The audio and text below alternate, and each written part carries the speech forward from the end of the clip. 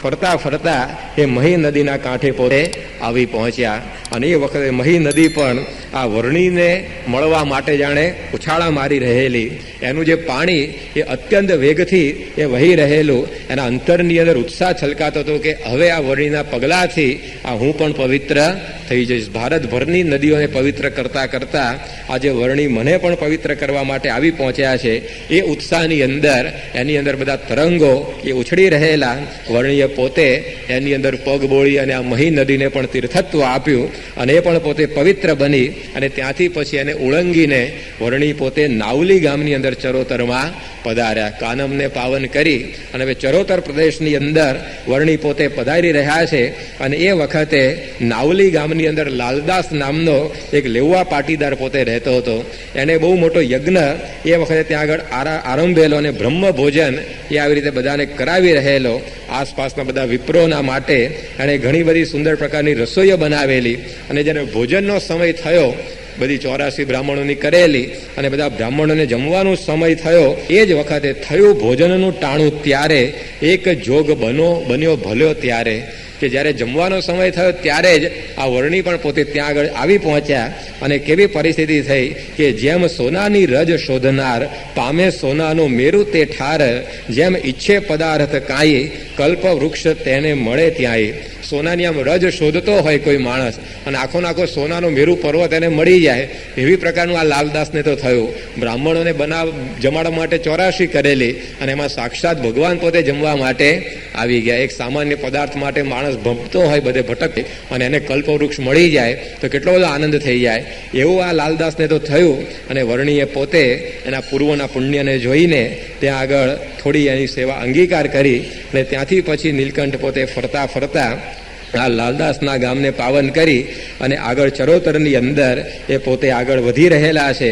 અને આ નાવલી ગામથી નીકળી અને પછી નીલકંઠ વર્ણી એ પોતે આ બધા ચરોતરના એક પછી એક ગામોની અંદર હવે પોતાના પુનિત પદારવિંદ એ પોતે કરી રહેલા છે. અને એમાં પહેલા પોતે બામણ ગામની અંદર પધાર્યા. અહીંયા ખોડા પંડ્યા નામનો એક વિપ્ર પોતે હતો. એણે જોયું કે આ નીલકંઠ વર્ણી આ ગામની અંદર ક્યાંથી આવી ગયા હશે, કારણ કે આવી પ્રકારની વ્યક્તિ તો હજી સુધી જીવનની અંદર જોઈ નથી. આટલું બધું એનું રૂપ, આટલું બધું આવી રીતે એનું તપ, આટલું બધું એના શરીર ઉપર ઓજસ દેખાય છે.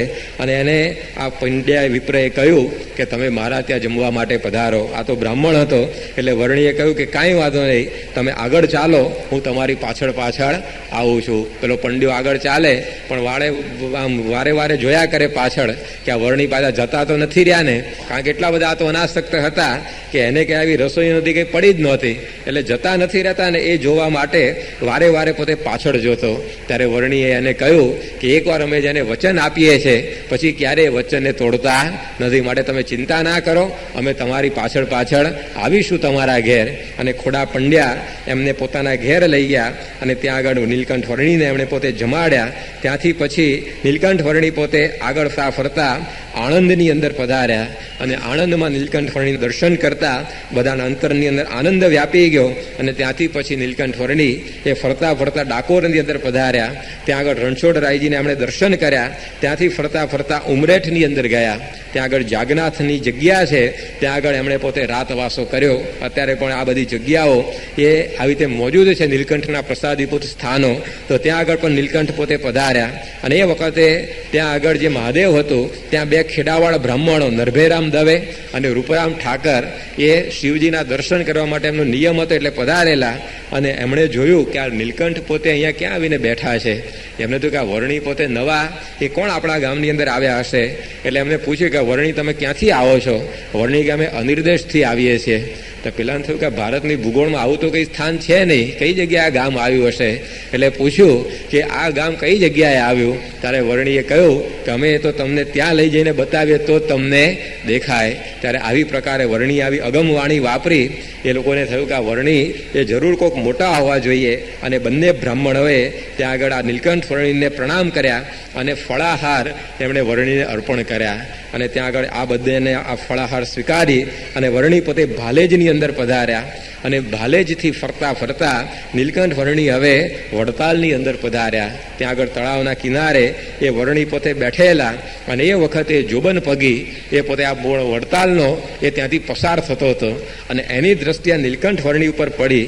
કોણ જાણે કેવું આકર્ષણ એને થયું કે તલવારને આવી રીતે સદાય પોતાના હાથને રમાડનારો આ નીલકંઠના પગની અંદર પડી ગયો. 15-16 વર્ષની આ એમની સુકોમળ કાયાની અંદર આખા ગુજરાતને ધ્રુજાવનારો આ જોબન પગી વગર ઉપદેશે એ ચરણોની અંદર નમી પડ્યો. પણ એ વખતે કે એના અંતરના પડળ એ બહુ તૂટ્યા નહીં. એણે ખાલી વર્ણીને રસોઈ બનાવીને જમાડી અને વર્ણી પછી ત્યાંથી વિદાય થઈ ગયા. વર્ણીનો પ્રભાવ એ વખતે એને કંઈ બહુ જણાવ્યો નહીં. અને ત્યાર પછી વર્ણી પણ પોતે એવી જ ઈચ્છા રાખી હશે કે ભવિષ્યની અંદર આને આપણે આપણા યુગની અંદર લઈશું અને ત્યાંથી પોતે એની આટલી સેવા અંગીકાર કરી એના સંસ્કારોને જાગૃત કરી અને વડતાલથી હવે પોતે બોચાસણની અંદર પધારે છે. અને આ બોચાસણની અંદર તળાવની પાળ ઉપર એક બાવાની વિશાળ જગ્યા હતી. એ જગ્યાની અંદર આ નીલકંઠ વર્ણી પોતે રોકાયા. એ સમયની અંદર બોચાસણના કાનદાસ પાટીદાર એમણે બધા આવી રીતે ઘણા બધા વિપ્રોને જમાડવા માટે આમંત્રણ આપેલું અને એની અંદર એમનો જે પુત્ર હતો કાશીદાસ એમને પણ એણે કહ્યું કે જાઓ કે બાવાઓની જગ્યાની અંદર કોઈ આવી રીતે બધા અભ્યાગતો હોય, અતિથિઓ હોય તો એને પણ આપણે ત્યાં જમવા માટે તમે બોલાવી લાવો. અને એ વખતે એમનો આ પુત્ર કાશીદાસ આ ફરતો ફરતો નીલકંઠ વર્ણીની પાસે આવ્યો અને એમને કહ્યું કે ચાલો કે અમારા ત્યાં આજે જમણવાર છે તો તમે પણ જમવા માટે પધારો. નીલકંઠ વર્ણી એનો ભાવ જોઈ અને ત્યાં આગળ આવ્યા અને ફળિયાની અંદર બધા બાવાઓ બેઠેલા અને એ વખતે ઓસરીની અંદર આ નીલકંઠ વર્ણીને કાશીદાસની માતા નાનીબાઈ એણે પોતે બેસાડ્યા અને એવો આવી રીતે આ વર્ણીનો પ્રભાવ આ નાનીબાઈના અંતરની અંદર એ છવાઈ ગયો. એમની મહારાજની મૂર્તિ એમના અંતરની અંદર જડાઈ ગઈ કે બીજા બધા બાવો તો જમતા હતા પણ એ ધ્યાન વિશેષ આ વર્ણીનું પોતે રાખવા માંડી અને વર્ણીને આવી રીતે કંઈ જોઈતું કરતું હોય ત્યાં ઊભી રહી કે આ વર્ણી રખે ને ભૂખ્યા જાય પાછા. પરંતુ 2 લાડુ ખાલી આ નીલકંઠ વર્ણીએ પોતે અંગીકાર કર્યા અને બીજું બધું આવી રીતે એમણે આવી રીતે કાંઈ લીધું નહીં. 2 ગ્રાસ આ લાડુના લઈ અને નીલકંઠ વર્ણી પોતે ત્યાંથી ઉઠ્યા. ત્યારે કાશીદાસની જે કાકી હતી એ ગાય દોતી હતી અને એ પોતે દોડતી ત્યાં આગળ આવી અને એણે પોતે દૂધ અને ભાત આ વર્ણીને અર્પણ કર્યા કે તમે મારી પણ સેવા અંગીકાર કરો. અને એ વખતે વર્ણી એ થોડાક દૂધ અને ભાત પણ જમ્યા અને ત્યાંથી પછી પાછા જ્યાં ઉતરેલા એ બાવાની જગ્યાની અંદર એ આવીને પોતે પધાર્યા. પરંતુ આટલો પ્રસંગ આપેલી નાનીબાઈને થયો પણ એવી મહારાજની મૂર્તિ એના અંતરની અંદર ઉતરી ગઈ કે નિશ્ચળ થઈને ઠરી રહી જેમ પડે પટોળે ભાત. જેમ પટોળા ઉપર ભાત પડી એ પછી ફાટે પણ ફીટે નહીં એવી મૂર્તિ આ અંતરમાં જડાઈ ગઈ. આખી રાત એને નીલકંઠ વર્ણીના જ હવે તે વિચારો આવવા લાગ્યા કે ક્યારે સવાર પડે અને નીલકંઠ વર્ણીને વળી પાછા આપણે આપણા ઘેર લાવી અને જમાડીએ. એ જ વિચારની અંદર એ ખાટલામાંથી ઊભી થઈ જાય અને બહાર જોવા જાય કે હવે રાત જવામાં કેટલી વાર છે પરંતુ હજી તો 2 જ વાગ્યા હોય. વળી પાછી જાય કે હવે રાત પૂરી થવા આવી કે નહીં. અને આ રીતે વર્ણીની મૂર્તિની અંદર આવું અદમ્ય આકર્ષણ આ નાનીબાઈને થયું અને માંડ આવી રીતે જ્યારે એમની રાત્રિ પૂરી થઈ કુકડો સવારે બોલ્યો ત્યારે એણે પોતાના દીકરા કાશીદાસને કહ્યું કે જા કે તું ગઈકાલે પેલા જોગી આપણા ત્યાં જમવા આવેલા એમને વળી પાછો આપણા ત્યાં જમવા માટે બોલાવી લાવો. અને એ વખતે કાશીદાસ એ જ્યારે નીલકંઠ વર્ણીને પોતે બોલાવવા માટે જાય છે ત્યારે એણે જાણ્યું કે આ બાવાની જગ્યા તો સુંદકાર પડી છે. નીલકંઠ વર્ણી તો પોતે અહીંથી ચાલ્યા ગયા છે અને જોગીરાજ ગયા એવું જાણી એની આંખમાં આવ્યા પાણી. એના આંખની અંદરથી આવી રીતે આંસુ દદડવા માંડ્યા. નાનીબાઈને પણ નવ રહી ધીર ગયા તેહ તળાવ ને તીર. એની જે માતાને ખબર પડી કે આ વર્ણી ચાલ્યા ગયા બોચાસણથી એ પણ આવી રીતે દોડતા તળાવની પાળ ઉપર આવી ગયા કે ક્યાંક આજુબાજુ પોતે સ્નાન કરવા તો નથી ગયા ને બધી જગ્યાએ તપાસ કરી પરંતુ આ વર્ણી પોતે દેખાયા નહીં. અને જ્યાં હરિએ ભરેલા છે ડગલા પડ્યા પાતળી રેતીમાં પગલા 16 ચિહ્ન દીઠા સુખકારી તેથી જાણ્યા દેવ મોરારી. એ ગામની ભાગોળ તરફ દોડ્યા નાનીબાઈ અને એ વખતે પેલી રેતીની અંદર વર્ણીની નાની પગલીઓ પડેલી અને એ પગલાઓની અંદર 16 ચિહ્નો જ્યારે એને જોયા ત્યારે એના પસ્તાનો પાર રહ્યો નહીં કે આ સાક્ષાત ભગવાન એ આપણા ત્યાં આગળ આવીને જમી ગયા ને આપણે એને રાખી શક્યા નહીં.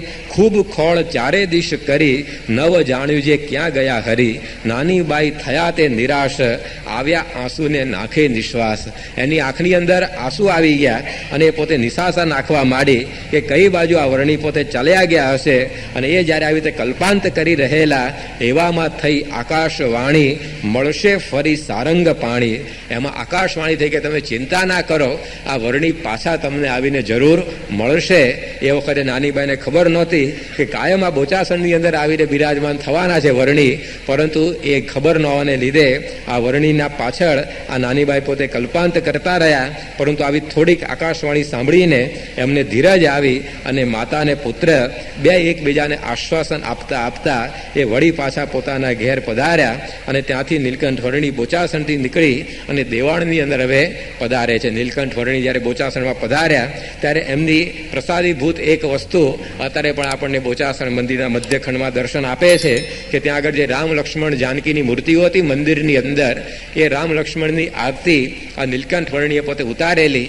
અને એ રામ લક્ષ્મણની જે નીલકંઠ વર્ણીએ આરતી ઉતારેલી એ મૂર્તિઓ અત્યારે બોચાસણ મંદિરના આપણા મધ્યખંડની અંદર અક્ષર પુરુષોત્તમ મહારાજની બાજુમાં જે નાની નાની મૂર્તિઓ ઈચ્છારામ અને રઘુવીરજી મહારાજ તરીકે પધરાવી છે, એ નીલકંઠ વર્ણીની આરતી ઉતારેલી આવી પ્રસાદીભૂત મૂર્તિઓ એ ત્યાં આગળ કી ગયા. અને એવી રીતે આપણે પોતાની સ્મૃતિ આ નીલકંઠ વેશે કાયમ પોતાને આપેલી એના દર્શન આજે પણ આપણને થાય છે. ત્યારે આવી પ્રકારે જ્યાં જ્યાં પોતે જતા ત્યાં ત્યાં પોતાની આવી અમિટ સ્મૃતિઓ આપતા નીલકંઠ વર્ણી પોતે હવે દેવાણની અંદર પધાર્યા.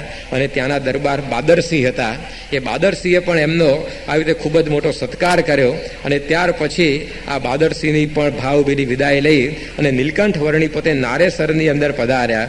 અને ત્યાંથી બુધેજ ગામ એ ત્યાં નીલકંઠ વર્ણી પોતે પધારે છે. ત્યાં આગળ એક દૈવી માણસે વર્ણીના દર્શન કર્યા અને એને વખતે ખૂબ ભાવ થયો. અને ઘઉંનો પોક એ તાજો જેણે ઉતારેલો ખેતરમાંથી એ ઘઉંનો પોક આ વર્ણીને આપ્યો. વર્ણીએ સંધ્યા પૂજા કરી અને એ પોક એનો અંગીકાર કર્યો. જળ આવી રીતે કૂવામાંથી કાઢીને એમણે પોતે પી લીધું. અને ત્યાર પછી સંવત 1855ની હુતાશનીના દિવસે આ નીલકંઠ વર્ણી પોતે બુધેજની અંદર પધાર્યા. એ વખતે બુધેજની અંદર ખોડાભાઈ રાઠોડ કરીને એક દરબાર રહેતા. એ દરબારની અંદર આવી રીતે પોતે નામું લખતા હતા. અને ત્યાં નીલકંઠ વર્ણી જઈ પહોંચ્યા. અને નીલકંઠ વર્ણીએ કહ્યું કે સદાવ્રત અહીં ક્યાંથી મળે છે? એમણે પૂછ્યું કે અહીંયા સદાવ્રત તમારા ગામની અંદર ક્યાંય મળે છે? અમને ભૂખ લાગી છે. ત્યારે એણે નામું લખતા જવાબ આપ્યો કે જાઓ કે સામે ઓસરીની અંદર તમને સદાવ્રત આપવામાં આવશે. એક દાસી રાખેલી આ ખોડાભાઈએ, તો એ પોતે બધાને આવી રીતે સદાવ્રત આપ્યા કરતી હશે. તો એ ત્યાં આગળ વર્ણી પોતે પહોંચ્યા અને એમણે વાત કરી કે તમે અમને સદાવ્રત આપો. ત્યારે આ દાસી શું કહે છે? હું છું કામમાં, ધીરજ ધરો, હમણાં અહીંયા ફેરા ફરો, કે હું અત્યારે બહુ કામમાં છું, તમે અહીંયા થોડા કાંટા મારો, હું નવરી થઈશ ને ત્યારે તમને આપીશ. ત્યારે 7 ફેરા ફર્યા ત્યારે હરી એમ ઓસરી પાવન કરી. ત્યાં 7 આંટા એની ઓસરીમાં નીલકંઠ વર્ણીએ પોતે લગાવ્યા. અને ત્યાર પછી એક લોઢાનું કડું લટકતું એમણે જોયું, એના ટેકે વર્ણી પોતે ઊભા રહ્યા. ત્યારે દાસીએ દીધી જુવાર, નવ જાણ્યા જગત કરતા રહે. એક જુવાર જેવું હલકું ધાન આ વર્ણીને પોતે આપે છે. ત્યારે કહે કૃષ્ણ અમે આ શું કરીએ, સીધું આપો તો રસોઈ આદરીએ. વર્ણી કે આ જુવારનું હું શું કરીશ, કે તમે કંઈક થોડુંક સીધું આપો તો હું રસોઈ બનાવીને જમું. ત્યારે દાસી તે લાગી કહેવા, ઘણા આવે જોગી તમ જેવા, સીધા સૌને પૂરા કેમ થાય, અપાતું હોય એ જ અપાય. ત્યારે દાસી કે તમારે જેવા તો કેટલાય અમારે તો આવે છે રખડતા, હવે બધાને હું જો પાકા સીધા આપ્યા કરું મારે પૂરું કેમનું થાય? માટે જે અપાતું હોય એ જ અપાશે, આ જોવું હોય લેવું હોય તો લઈ લો. ત્યારે કહે કૃષ્ણ છે જોગી અનેક, અમો જેવા છઈએ અમે એક. વર્ણી કહે છે કે બીજા ઘણા જોગીઓ હશે, પરંતુ મારા જેવા તો બીજા કોઈ નહીં હોય, મારા જેવા તો અમે એક જ છીએ, માટે તમે અમને આપો. ત્યારે સુણી દાસી લાગી સમજાવવા, બીજા આવે છે બહુ બહુ ભાવ આવે કે રહેવા દે, તારા કરતા બધા ઘણા જાડા ઊંચા પોળા આવે છે. એ કહે છે કે ઊંચા તમથી ને તમ થકી જાડા, જેવા પાળેલા હોય ઉન્મત્ત પાડા, મોટા મોટા તે ચીપિયા વાળા, માથા ઉપર મોટી જટાળા, કોટે બાંધે મોટા મોટા પારા, રોજ પાશેર ગાંજો પીનારા, અંગે ભભૂત લગાવે, નાના બાળકને બીવે બીવરાવે, જોગી નથી એ હજેવા. કે તું તો બહુ સામાન્ય છે, કે તારા કરતા બધા મોટા ચીપિયા રાખનારા અને મોટા અને જટાવાળા નાન તેને બધા આવે છે. તારે વર્ણી કે એ બધું બરાબર, પરંતુ અમારા જેવા તો નહીં, આમ જેવા તો અમે એક જ છીએ. પણ પેલી દાસી દાસી આ વર્ણિની અગમવાણી શું સમજી શકે? એને ખબર કંઈક જુદા છે, અને એને તો આ જુવાર પોતે ત્યાં આવું સામાન્ય સ્વરૂપ લઈને ફરતા હોય એ વખતે કોને ખબર પડે કે આ વર્ણિ જેવા બીજા કોઈ નહીં હોય? પણ જ્યારે એમણે સમાધિ પ્રકરણો ચલાવ્યા ત્યારે લોકોને ખબર પડી કે આ વર્ણિ જેવા તો એ પોતે એક છે. આગળ ભારતમાં 24 અવતારો બધા થઈ ગયેલા રામકૃષ્ણ આદિક, પરંતુ સમાધિઓ શ્રીજી મહારાજે જેવી કરાવી એવી તો કોઈએ કરાવી નહીં. ત્યારે લોકો કહેવા માંડ્યા કે ધન્ય ધન્ય આ અવતારને જોવા રાખી નહીં જોડ, કે આ અવતારે ધન્ય છે કે એની તોલે કોઈ બીજું આવે એવું નથી. ત્યારે લોકોને વર્ણિના શબ્દો યાદ આવ્યા કે જેવા તો અમે એક જ છીએ.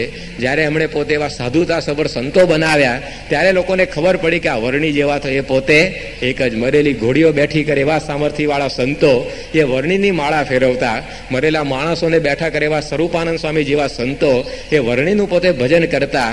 આવી રીતે પોતે કૃષ્ણ છે એવી પ્રતીતિ લોકોને લાવી દે એવી પ્રકારના ગોપાળાનંદ સ્વામી જેવા સંતો એ જ્યારે વર્ણિના પગની અંદર પડતા, 24 કળાઓની નિષ્ણાત એવા બ્રહ્માનંદ સ્વામી જ્યારે વર્ણિને દંડવત કરતા લોકોએ જોયા ત્યારે ખબર પડી કે આ વર્ણિ જેવા તો એ પોતે એક જ છે. કારણ કે આવી પ્રકારના આ સંતો અને હરિભક્તો અત્યાર સુધીના ઇતિહાસની અંદર એ કોઈ જોવા મળ્યા નહોતા. આવું બધું જ્યારે એમણે કાર્ય કર્યું ત્યારે લોકોને ખબર પડી કે જેવા તો અમે એક, એ જે વર્ણિએ કહેલું એ સાર્થક છે. પોતાની હયાતીની અંદર એમણે પોતાનું ભજન કરતા 20 લાખ ભક્તો તૈયાર કર્યા ત્યારે લોકોને લાગ્યું કે વર્ણિ જેવા તો વર્ણિ પોતે એક જ હતા. જ્યારે એમણે પોતાની મૂર્તિ સ્વહસ્તે વડતાલની અંદર પધરાવી ત્યારે લોકોને લાગ્યું કે આવું તો કાર્ય કોઈ અવતાર કરી શક્યા નથી, વર્ણિ જેવા તો વર્ણિ પોતે એક જ હતા. જ્યારે એમણે પોતાના ગુરુ પાસે 2 વરદાનો માગ્યા ત્યારે લોકોને ખ્યાલ આવ્યો કે આવી કરુણાવાળા એ તો આ વર્ણિ પોતે એક જ, કે બીજાનું કરોડ ગણું દુઃખ પોતે વેઠવા તૈયાર થઈ જાય સામેના માણસને સુખી કરવા માટે. ત્યારે આવી કરુણા તો આગળના કોઈ અવતારની અંદર દેખાઈ નથી. ત્યારે લોકોને ખબર પડી કે આ વર્ણિ જેવા તો વર્ણિ પોતે એક જ હતા. તો આવી રીતે વર્ણિએ પોતે પેલી દાસીને કહ્યું કે અમારા જેવા તો બીજા કોઈ નથી. પણ એ વખતે પેલી દાસીને વાત સમજાઈ નહીં અને એણે તો આ જુવાર આપી અને બીજું કંઈ ધ્યાન આપ્યું નહીં. વર્ણિ પોતે આ દાસીનું કલ્યાણ કરવા માટે, આવી રીતે આ દરબારનું કલ્યાણ કરવા માટે 2 દાણા જુવારના પોતે જમ્યા અને ત્યાર પછી એ પોતે જુવાર લઈને બહાર નીકળ્યા. ત્યારે શમીના ઝાડ ઉપર આવી રીતે, એટલે કે ખીજડાના વૃક્ષ ઉપર પારેવા બધા બોલતા હતા. એ પણ ભૂખ્યા થયેલા અને અનાજની યાચના કરતા હોય એ રીતે આ બધા બોલી રહેલા. ત્યારે માવે જાણ્યું માગે છે આહાર, તેથી તેઓને નાખી જુવાર. વર્ણિને થયું કે આ પક્ષીઓ પણ બિચારા ભૂખ્યા થયા લાગે છે એટલે આવો અવાજ કરે છે. વર્ણિએ એમને પણ આવી રીતે ત્યાં આગળ જુવાર આપી અને બધા પારેવાઓને પણ તૃપ્ત કર્યા. ત્યારે આવી પ્રકારની આ વર્ણિની દયાળુ પ્રકૃતિ કે અવગુણ ઉર જીવનાન આણે, હરિગુણ એહ મુનીશ્વરો વખાણે, જનગુણ લવ શ્રેષ્ઠ માની લે છે, કરી કરુણા અવિનાશી સુખ દે છે. કે અલ્પ વસ્તુ પણ આવી રીતે એમના અવગુણ જોયા વગર વર્ણિ પોતે સ્વીકારી અને આ દાસીને પણ એમણે આ સુખિયા કરી દીધા. ત્યારે આવી પ્રકારે વર્ણિ આ દરેકનું કલ્યાણ કરતા કરતા એ વિચરી રહેલા છે. અને એની અંદર એ ફરતા ફરતા ત્યાંથી ગોરાડ ગામની અંદર જવા માટે નીકળ્યા. ત્યાં રસ્તાની અંદર એક કૂવો આવ્યો. આ કૂવાની અંદરથી એક ખેડૂત પોતે પાણી સિંચતો હતો અને પાણી સિંચતા સિંચતા જ્યારે પેલું કોષમાં પાણી ઉપર આવે ત્યારે શું બોલે કે આયો રામ. આમ કોષ ખેંચીને પાણી ઉપર લાવે ત્યારે આમ એની બોલી હતી, એટલે કે બોલે કે આયો રામ. તો વર્ણિ બાજુમાં જ હતા. એ કે રામ તો આવ્યો છે પણ તું ઓળખે તો? કે આ તો કે મારી બોલી છે, કે તમે કેમ ના રામ હોઈ શકો, કે કાઢી મૂક્યા એને, કે જતા રહો કે તમે ખોટા ભગવાન કેમ ના થઈ જાઓ છો, કે આ તો હું બોલી છે અમારા ખેડૂતોની, કે આયો રામ બોલવું એટલે હું બોલું છું. વર્ણિને ત્યાંથી કાઢી મૂક્યા. ત્યારે ભગવાન ઘણીવાર આવી રીતે પ્રગટપણે વિચરતા હોય ત્યારે ઓળખવા બહુ કઠણ છે. પ્રગટ હોય ત્યારે કોઈ ન જાણે રમાપતિની રીત. આ ભગવાન જ્યારે પ્રગટ હોય ને ત્યારે ઓળખવા બહુ કઠણ પડી જાય. પરોક્ષ પ્રિયા હિ ખલુ માનવાહ. પરોક્ષ અવતારોની જ પૂજા કરવી એ માણસોને ગમતી હોય છે, પરંતુ જ્યારે મનુષ્ય જેવા થઈને ભગવાન આવ્યા પૃથ્વી ઉપર ત્યારે કોઈ ઓળખી શકતા નથી. જેમ પેલા ઋષિઓ બધા હતા, ભાગવતમાં એમની કથા આવે છે કે યજ્ઞની અંદર કૃષ્ણાય સ્વાહા કરીને આહુતિઓ આપતા હતા બધી.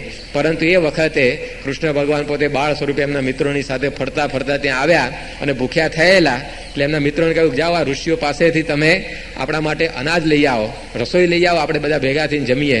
અને આ બધા ગોપ બાળકો ત્યાં આગળ ગયા અને રસોઈ માગી કે લાવો કે અમારા ભગવાન ભૂખ્યા થયા છે, તમે રસોઈ આપો થોડી. ઋષિઓએ રસોઈ તો આપી નહીં, પરંતુ હળકતા લાકડા લઈને પાછળ પડ્યા કે ભાગો અહીંયાથી અમારો યજ્ઞ અભડાવશો, કે નાયા ધોયા વગરના ક્યાંથી હાલી નીકળ્યા છો. અને એમ કરીને કાઢી જ મૂક્યા બધાને. માંડ માંડ જીવ બચાવીને પાછા આવ્યા. ભગવાને કહ્યું શું થયું? લાવ્યો રસોઈ? અરે કે માંડ માંડ મરતા બચ્યા છીએ, કે ત્યાં આગળ કોઈ દાડ હવે ફરી જવા જેવું છે નહીં. વર્ણિ કે શું થયું? એટલે બધું કઈ સંભળાવ્યું જે બનેલું એ. એમણે કહ્યું કે જાઓ કાંઈ વાંધો નહીં, હવે આ ઋષિઓની પત્નીઓ પાસે તમે જઈને રસોઈ લઈ આવો, એ તમને આપશે. ત્યારે પેલા બાળકો શું કે આ લોકો લાકડા લઈને પાછળ પડેલા મારવા, પેલા હાંભેલા લઈને પાછળ પડશે, કે માટે ત્યાં કંઈ જવું નથી. વર્ણિ કે અરે આમ કૃષ્ણ ભગવાન કહે કે કાંઈ વાંધો નહીં આવે, તમે જાઓ અને તે તમને રસોઈ આપશે.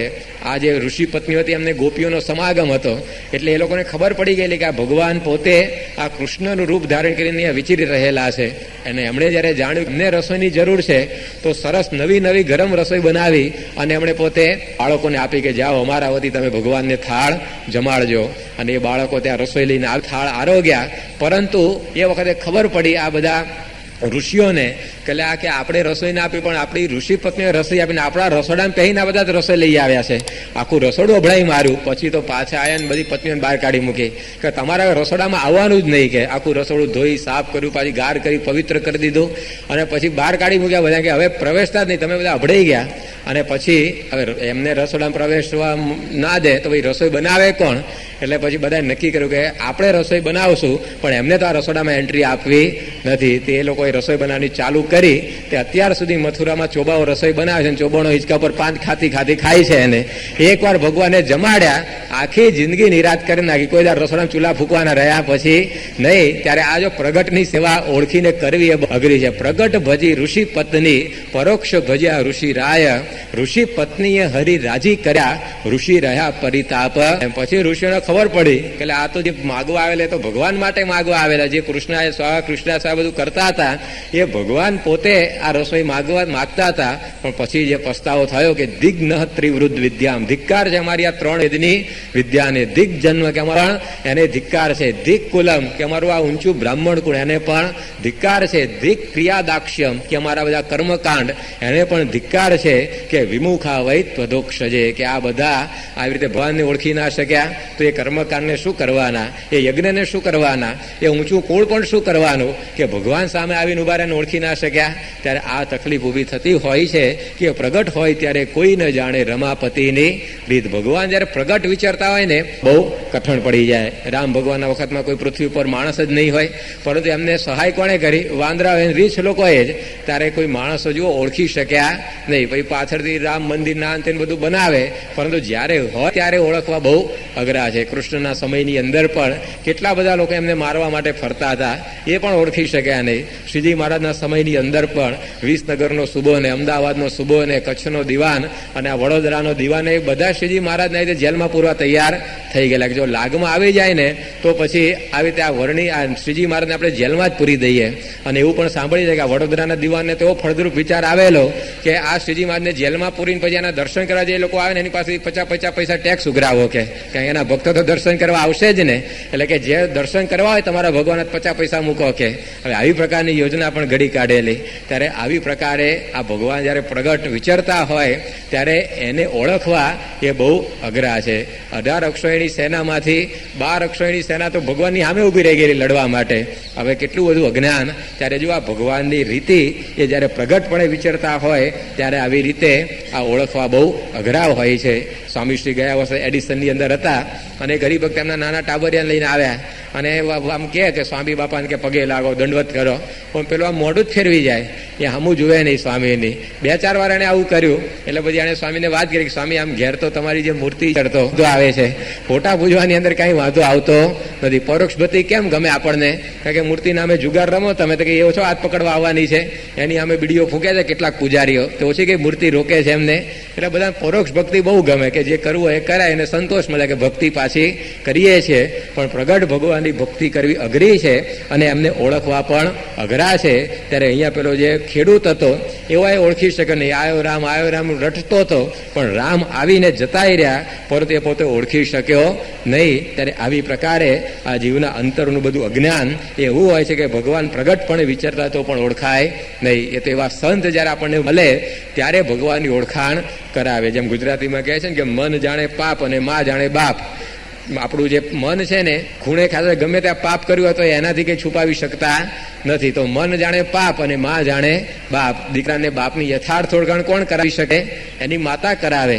એમ ભગવાનની યથાર્થ ઓળખાણ એ તો જ્યારે પ્રમુખ સ્વામી જેવા સંત મળે ત્યારે એના થકી થતી હોય છે. કારણ કે એને અખંડ ભગવાનનું દર્શન છે, એ ભગવાનનો યથાર્થ મહિમા સમજે છે. ત્યારે એવા સંત મળે તો પછી આ ભગવાનને ઓળખી શકાય. બાકી ભગવાન આ સંત વગર એ આપણી સામે આવીને ઉભા રહ્યા હોય તો પણ એને ઓળખવા બહુ મુશ્કેલ છે. તો અહીંયા આ રીતે આ વર્ણી પોતે આવીને જતા રહ્યા અને પેલો બોલતો રહ્યો કે આયો રામ, પણ એ ઓળખી શક્યો નહીં. અને ત્યાંથી ફરતા ફરતા નીલકંઠ વર્ણી એ ગોરાડ ગામની અંદર પધાર્યા. અને ત્યાં ગામની દક્ષિણ દિશાની અંદર એક સારું તળાવ હતું. એની બાજુમાં એક પીપળાના વૃક્ષ નીચે એ વર્ણી પોતે બેઠા. અને ત્યાં આગળ બીજલ નામનો એક કોળી એ પોતે કોસ હાંકી રહેલો. અને એ વખતે એના કૂવાની અંદર બહુ જ થોડું પાણી આવી રીતે રહેલું. અને એ વખતે દુષ્કાળ જેવો સમય ત્યાં ગુજરાતની અંદર ચાલતો હશે. અને ઘનશ્યામ ત્યાં આગળ જઈને ઉભા રહ્યા, નીલકંઠ વર્ણી ત્યાં આગળ જઈને ઉભા રહ્યા. અને આવી રીતે પાણી પીવાની એમણે જ્યાં ઈચ્છા કરી ત્યાં જ આખો કૂવો એ પાણીથી આમ છલોછલ ભરાઈ ગયો. નીલકંઠ વર્ણીએ પોતે એમાંથી કમંડળું આવી રીતે પાણીનું ભરી લીધું. અને આ દ્રશ્ય પેલું હળ હાંકતા બીજલ કોળીએ જોયું કે 18 હાથ ઊંડું પાણી જતું રહેલું. અને આ પોતે વર્ણી માટે આ પાણી આખું ઊંચું આવ્યું કેમનું? અને આમ કૂવો છલકાવા લાગ્યો. એને થયું કે આ વર્ણી જો કાયમ રહી જાય તો કોઈ દાડે પાણી ખૂટે એવા લાગતા નથી. એટલે એણે પોતે આવી રીતે વર્ણીની વાત એ ગામના દરબારને કરી કે ચાલો જલ્દી કે આવી રીતે એક વર્ણી આપણા ગામની અંદર આવ્યા છે અને એ જો રહી જાય ને તો આ કોઈ દાડ દુકાળનું દુઃખ આપણને પડે એવું નથી, માટે તમે એને રોકી લો. એણે પોતે આવી રીતે કમંડળું લઈને પાણી પીવાની ઈચ્છા કરી, એમાં તો પાણીનો કૂવો છલોછલ થઈ ગયો. અને આ રીતે ક્ષત્રિય કાંધોજી એ ત્યાં ગામના હતા અને શ્યામજી પટેલ ને પ્રભુદાસ પટેલ ને આ ને બધા આવી રીતે આ વર્ણીને પકડવા માટે એ ત્યાં આગળ આવ્યા. પરંતુ એ વર્ણી એ વખતે ત્યાંથી નીકળી ગયેલા અને એ લોકો એમની પાછળ ગયા કે ગમે તેમ કરીને આ વર્ણીને આપણે લઈ આવીએ. અને એ સમયે એક સામેથી ભરવાડ મળ્યો. એમને એ લોકોએ પૂછ્યું કે તમે આ બાજુ કોઈ માણસને જતો જોયો? ત્યારે એમણે કહ્યું કે એક તપસ્વી જેવો કોઈ કિશોર એ પોતે એક સડસડાટ આવી રીતે જતો મેં જોયો ખરો, પરંતુ કેમ તમે આવું પૂછ્યું? કે અમારે એને પાછા બોલાવી લાવવા છે એટલે અમે તને પૂછીએ છીએ કઈ બાજુ ગયો. કારણ કે રહેવા દો, એ કે આવી રીતે તમને મળે એવું નથી, કારણ કે જમીનથી અધ્ધર એ પોતે આવી રીતે જઈ રહેલા છે.